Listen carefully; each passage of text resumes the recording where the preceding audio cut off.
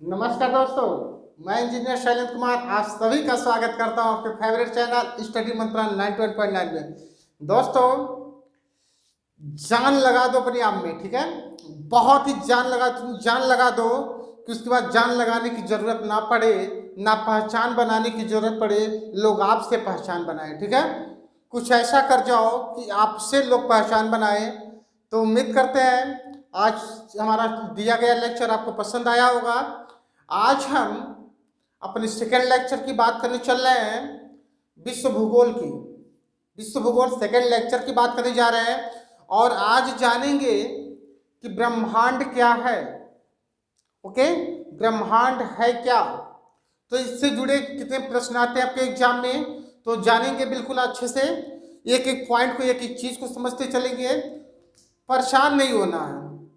किसी भी एग्जाम को क्रैक करने के लिए सारे सिलेबस पढ़ने होते हैं और उन सारे सिलेबसों को मैं चैप्टर वाइज एकदम बिल्कुल लेके चल रहा हूं और चलूंगा, ठीक है।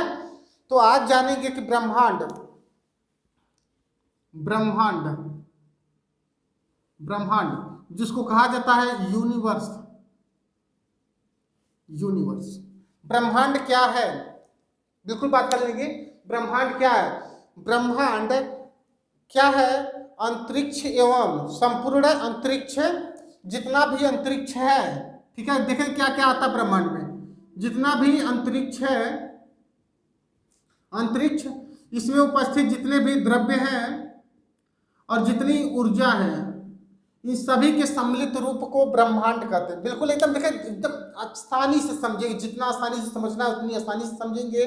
ब्रह्मांड क्या है तो आपके दिमाग में चल गया कि संपूर्ण अंतरिक्ष, द्रव्य एवं ऊर्जा के सम्मिलित रूप को क्या कहते हैं? ब्रह्मांड कहते हैं। आपको पता है कि पूछा जाता है द्रव्य की कितनी अवस्थाएं होती है, तो द्रव्य की कितनी अवस्थाएं होती है? 3 अवस्थाएं होती है। कौन कौन सी? ठोस, द्रव और गैस। ये 3 अवस्थाएं होती है, ठोस, द्रव और गैस, ठीक है। बात करते हैं, इतनी क्लियर हो गई, कहीं से दिक्कत कोई? तो देखिए ब्रह्मांड की उत्पत्ति की, ब्रह्मांड कैसे हुआ, ऐसे बहुत सारी लोग बहुत तरह तरह के विचार दिए, बहुत सारी बातें कहे लोगों ने। लेकिन आपको ये बात समझना है कि विचार जो दिया तो किसकी विचार सटीक आई। तो जो एक आया बिग बैंग सिद्धांत, क्या कौन आया? बिग बैंग थ्योरम, ठीक है, बिग बैंग थ्योरम। तो इस बिग बैंग थ्योरम यानी बिग बैंग सिद्धांत आया, ये सबसे विश्वसनीय सिद्धांत रहा, बिग बैंग सिद्धांत। ये बिग बैंग सिद्धांत है क्या? बिग बैंग सिद्धांत का प्रतिपादन जो है, देखें, जो इसको प्रतिपादित किया था वो कौन थे? तो जॉर्ज लेमेत्रे। कौन थे? जॉर्ज लेमेंटियर या इसी को कहते हैं लेमेत्रे, जॉर्ज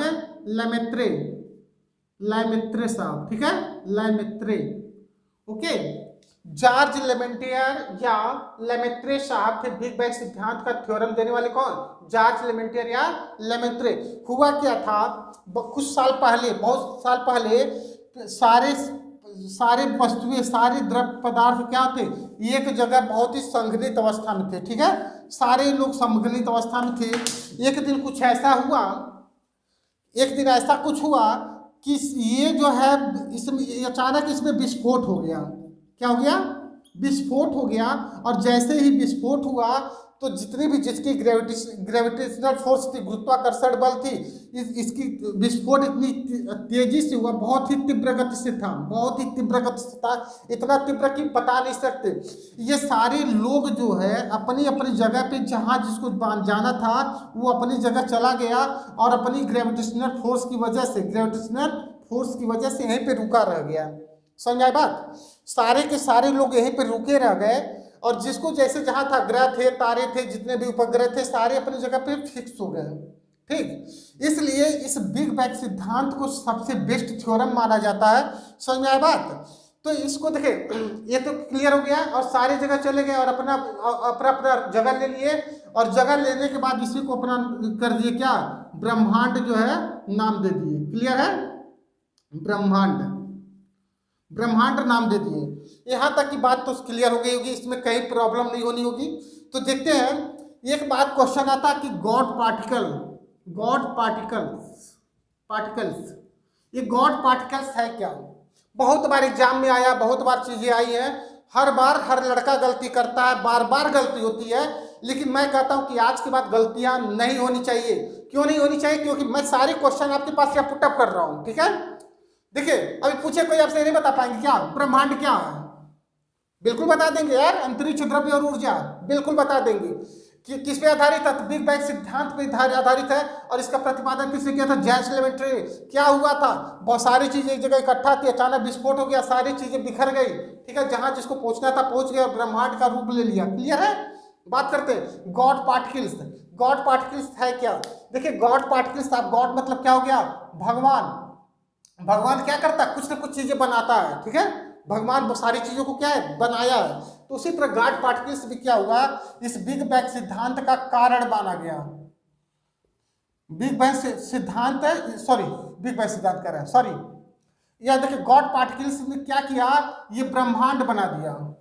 ब्रह्मांड का कारण माना जाता है। कहा जाता है कि अगर ब्रह्मांड की उत्पत्ति हुई है तो किससे हुआ? तो गॉड पार्टिकल्स की वजह से हुआ। ये गॉड पार्टिकल्स है क्या वास्तव में? तो यह परमाणु से भी छोटा कण है, परमाणु से भी छोटा कण है। दिमाग में रखेंगे एकदम, बिल्कुल जैसे मैं बोलता हूँ चीज को अपनी कॉपी में नोट कर लेंगे।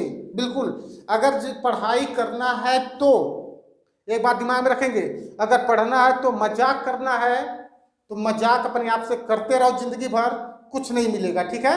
आज दिमाग में रख लेंगे, मजाक करेंगे तो कुछ भी नहीं मिलेगा अपने आप से, इसलिए मजाक करना बंद करके अपनी कॉपी में सीधे नोट करके इसको पढ़ते रहें, ठीक है? मैं इतना ही कहूँगा, अपनी कॉपी में नोटबुक बनाएं, पढ़ें, और नोटबुक बहुत बड़ा नहीं होना चाहिए, बहुत इजी लैंग्वेज में लिखना, अपने शब्दों में लिखना। अब क्या, अब गॉड पार्टिकल्स क्या है? तो परमाणु से भी छोटा कण है। क्लियर है? ये देखिए, यहाँ ये सारी बात है। और इस गॉड पार्टिकल्स को किसका माना जाता है? कि ब्रह्मांड के बनने में इसका प्रमुख है स्थान था। देखिए, और जो इस गॉड पार्टिकल्स को सबसे पहले प्रतिपादित कौन किया था? तो इसको प्रतिपादित करने वाला बंदा, देखिए, इसको करने वाला बंदा पीटर हिंग्स थे।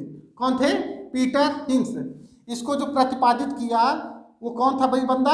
पीटर हिंग्स, ठीक है? प्रतिपादित करने वाला बंदा। लेकिन प्रतिपादित किया इसको कौन? गॉड पार्टिकल्स को, इसलिए। लेकिन सबसे बड़ी बात है कि इसको करने के बाद इसमें आया, भारतीय वैज्ञानिक एक थे भारत के, उनका नाम था सत्येंद्र नाथ बोस।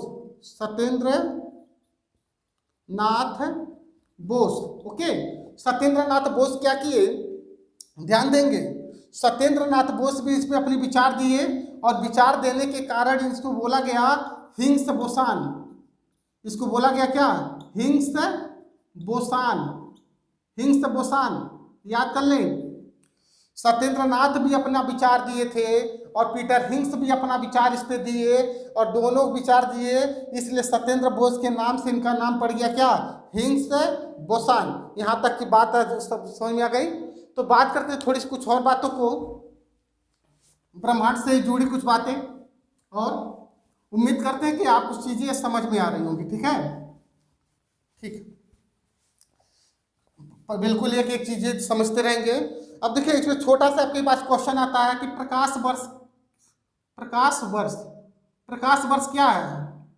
बहुत लोगों के दिमाग में चलता है लाइट ईयर, लाइट ईयर, प्रकाश वर्ष। ये प्रकाश वर्ष क्या है? अरे लाइट, ठीक है? लाइट, लाइट मतलब प्रकाश, ठीक है? वर्ष मतलब समय, जो आपका वर्ष हो गया, ठीक है? तो यानी प्रकाश द्वारा एक वर्ष में, प्रकाश द्वारा एक वर्ष में तय की गई कुल दूरी को, कुल दूरी को एक प्रकाश वर्ष कहते हैं। Okay, okay? एक प्रकाश वर्ष बराबर, एक प्रकाश वर्ष बराबर, ध्यान देंगे, एक प्रकाश वर्ष बराबर 9.46 गुणे 10⁻15 मीटर है। ओके, कितना है? 9.46 इंटू 10⁻15 मीटर है प्रकाश वर्ष। ध्यान देंगे, प्रकाश वर्ष दूरी मापने का सबसे बड़ा मात्रक है। दूरी मापने की सबसे बड़ी इकाई कौन? मात्रक या इकाई? दूरी मापने की सबसे बड़ी इकाई कौन? प्रकाश वर्ष। ओके, यहीं पे अगर हम बात कर लेंगे पार्सेक की, पार्सेक क्या है, ये भी क्वेश्चन आता है। दोनों देखें क्वेश्चन इस पे भी आता है। प्रकाश वर्ष किसे कहते हैं, प्रकाश वर्ष का मान कितना, वैल्यू कितनी होती है, कितने के बराबर है, पूछा जाता है प्रकाश वर्ष किसके समतुल्य है, कितना मान होता है, 9.46 इंटू 10⁻15 मीटर। अगर दूरी की बात कर लेंगे यहाँ पे, तो दूरी हमारा दूरी प्रकाश जो है दूरी मापने की सबसे बड़ी इकाई है या मात्रक है। पार्सेक की बात करें, पार्सेक की, तो पार्सेक दो तारों के बीच की दूरी मापने की इकाई है, बीच की दूरी मापने की इकाई है, दो तारों के बीच की दूरी मापने की इकाई है। दूरी कितनी मापी जाती है जरा बात करते हैं। एक पार्सेक बराबर, ध्यान देंगे एकदम बिल्कुल आसान से, 3.26 प्रकाश वर्ष। ओके, कितना है, एक पार्सेक बराबर 3.26 प्रकाश वर्ष। क्वेश्चन इंपॉर्टेंट है, आता है, मजाक नहीं करना बिल्कुल। देखिए प्रकाश वर्ष दूरी, देखिए प्रकाश वर्ष दूरी मापने की सबसे बड़ी इकाई है, दिमाग देंगे, दूरी मापने की सबसे बड़ी इकाई कौन है, प्रकाश वर्ष। लेकिन पार्सेक की बात करेंगे तो दो तारों के बीच की दूरी मापने की सबसे बड़ी इकाई है। क्वेश्चन आता है दो तारों के बीच की दूरी मापने की सबसे बड़ी इकाई क्या है, तो पार्सेक है। बहुत लोग प्रकाश वर्ष पे लगा चले आते हैं, ठीक है, नहीं इस पे रखना। एक पार्सेक का वैल्यू पता हो गया कितना, 3.26 प्रकाश वर्ष, यानी सूर्य के प्रकाश वर्ष का कितना, 3 गुना। ठीक है, कितनी वैल्यू हो गई, 3 गुनी वैल्यू हो गई। तो उम्मीद करते हैं दोस्तों आपको ये सारी चीजें समझ में आ रही होंगी, अच्छे से समझते हुए चले।